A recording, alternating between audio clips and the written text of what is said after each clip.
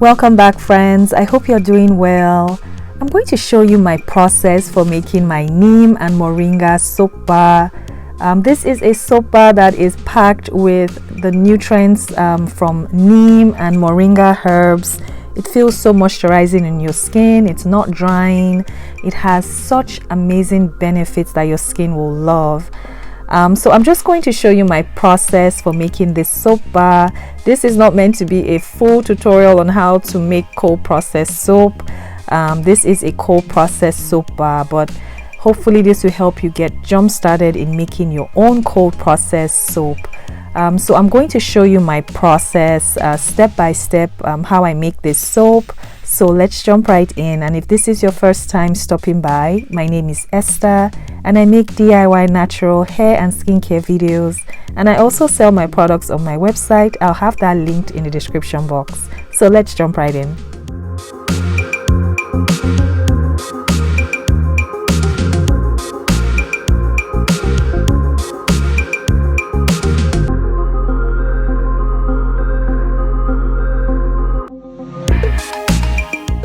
I'm going to weigh out my ingredients. I'm going to just mention that if you've never made cold processed soap, please check the description box. I'll have some helpful videos.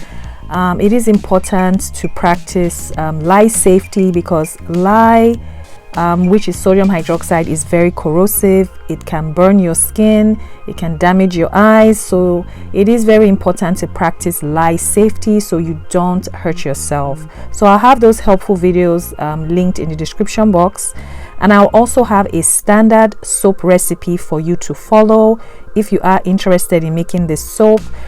Since this is a soap that I sell on my website, I do not give my exact recipe for this soap. So I'm going to weigh out my coconut oil. I always get started weighing out my hard oils and butters. So I'm going to weigh out the coconut oil, and then I'm going to weigh out my shea butter. I make palm-free soaps, so I don't use any palm oil. And then I'm going to add in my cocoa butter as well. Of course, you can customize your recipe. You can customize it to work better for you. So once I've weighed out everything, I'm going to melt this down on low heat, low and gentle heat, until everything has melted down. Next, I'm going to weigh out my plant oils. I'm going to be using olive oil. Olive oil is one of the main oils in most cold processed soaps. To my olive oil, I'm going to add in some avocado oil. Avocado oil is very moisturizing on your skin. Other options would be sunflower oil or grapeseed oil. And I'm also going to add in some castor oil. Castor oil helps with bubbles in your soap. And to castor oil, I'm going to add in some neem oil.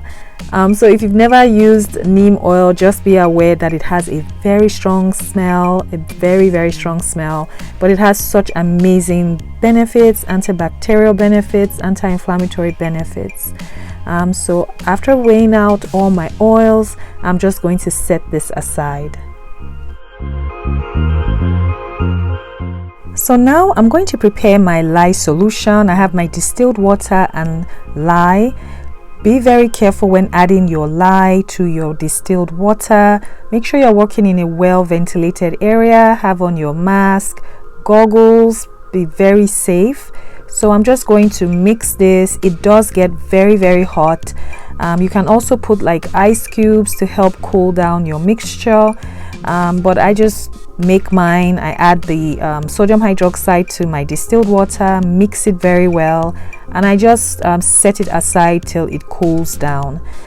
So it was at 206 degrees Fahrenheit. I left it alone until it was cooled down. So I'm just going to work on my oils, my plant butters and coconut oil. They've completely melted down.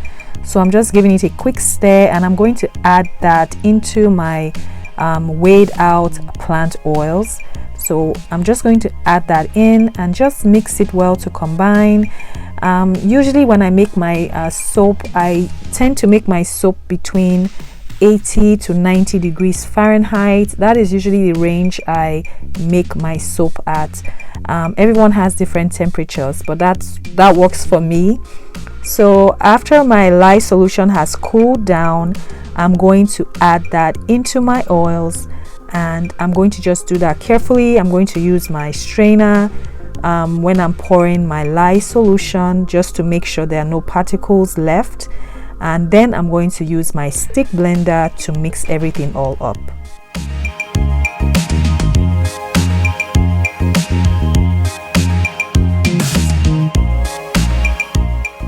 So I'm just going to stick blend until I reach a light trace, because I'm still going to blend some more along the way.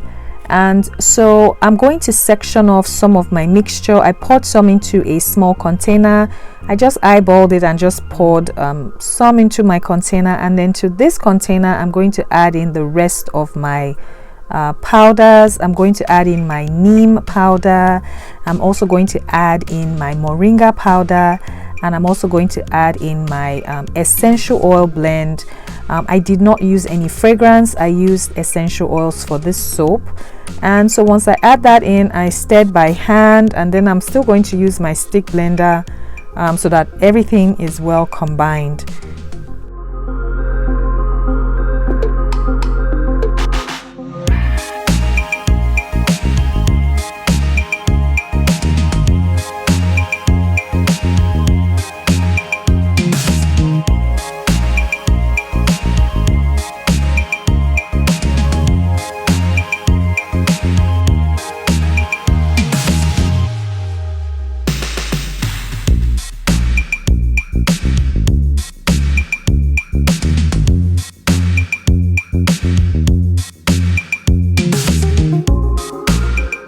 So I'm going to mix everything all up together. I just do a simple in the pot swirl.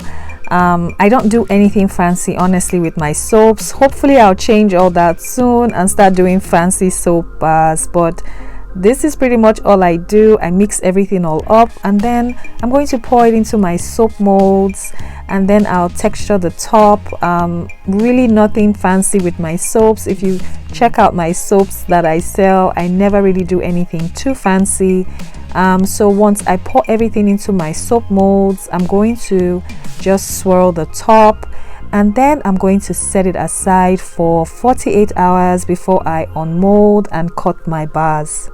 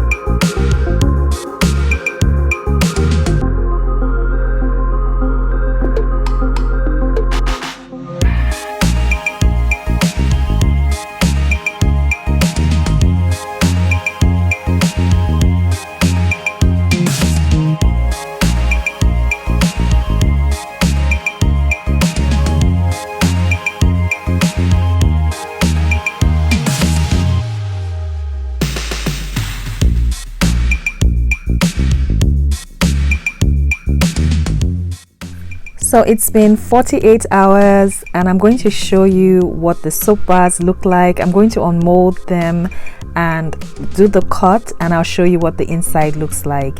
I always love making cold processed soap, but sometimes you never know what you're going to get. And one thing I'm going to mention, the herbal powders do tend to turn brown later, so they don't stay vibrant green. You can always add colorants, micas, or clays if you want to have the vibrant green color. But so far this is what it's looking like, and I love this bar. When I tell you, this soap bar lathers so well, and it feels amazing on your skin. But let me show you the cut, and I'm going to show you a quick demo. You want to let your soap bars cure for at least 4 weeks, a minimum of 4 weeks. But here is the inside. This is what it looks like, and it does discolor to a slight brown. color after some time. But so far so good. I love this soap, and it is available on my website if you want to check that out. But I'm going to show you the lather test, and these cured for 5 weeks before I had them up on my website.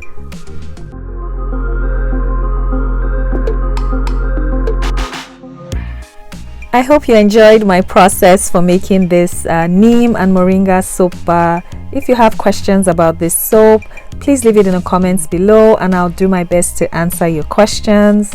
As always, if you found this video helpful, useful, please don't forget to subscribe if you've not, and also turn on your notifications so you don't miss any new videos I upload. And please don't forget to like this video because that really helps me out. And I will see you in the next one. Bye.